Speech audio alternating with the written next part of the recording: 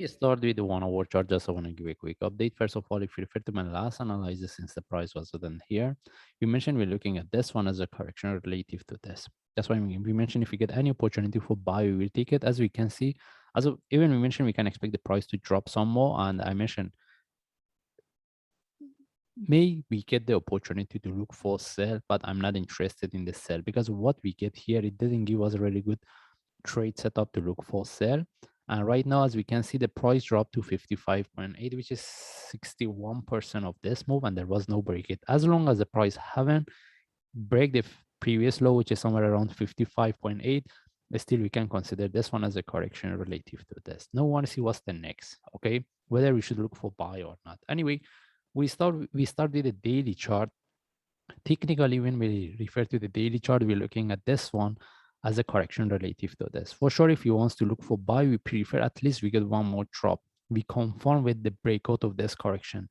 Then any reversal from there for long term, we take it. That's mean if we want to look for buy, still we need to be quite careful that may we get one more drop unless we see the confirmation with the breakout of this correction. Right, that means we need to be quite careful if we want to look for buy. As long as we get the, we trade within the correction, we consider as a short term. How to look at this chart, how to look at this one as a correction, whether we call it this one as a tree wave in relative to this two, I don't think it's a good idea to put this one in relative to this because this is really sharp and this is really corrective. Okay, that's why I mentioned I'm putting this one as a correction relative to this, and still if I get any opportunity for buy, I will take it. That's why we want to see the breakout of 62. If the price breaks 62, the next level we're looking for is 65.7. We need to see the breakout of this zone if we consider this is the start of the up move. Okay, now how to look for trade. If I move to 1 hour chart, for sure, if we want to consider this one as a first and the flag, the only way is to put over entry above the top.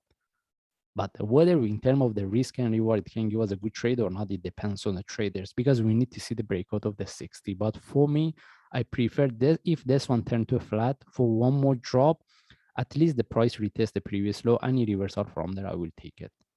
That's mean right now we don't have really good trade setup to look for buy. And if anyone wants to look for trade from here, after we see the breakout of the 59.1, this is where we move our stop loss to break even. And we're looking to see the breakout with the confirmation with the breakout of the 60. We want to see whether the price can break 62 or not. Okay, because if we want to look for buy from here, at least move our we should put our stop loss either here or at 53.3. Because if we want to put our stop loss at the 53.3 in terms of the risk and reward, because at least we're looking for 60 or 62, it doesn't give us a really good trade. All right, that's why I mentioned if this one turned to flat, it can give us better opportunity. This is in terms of I'm talking about in terms of the risk and reward. But if anyone wants to get the trade from here, they're looking for buy from here, is not really good trade setup. I'm not really interested.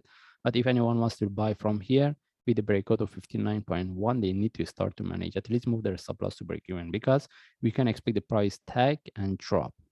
All right. Anyway, we don't see a really good trade setup, but still we can look at this one as a short-term buy if anyone is interested. In this case, we just follow the chart. If I see any update, I will share. Thanks.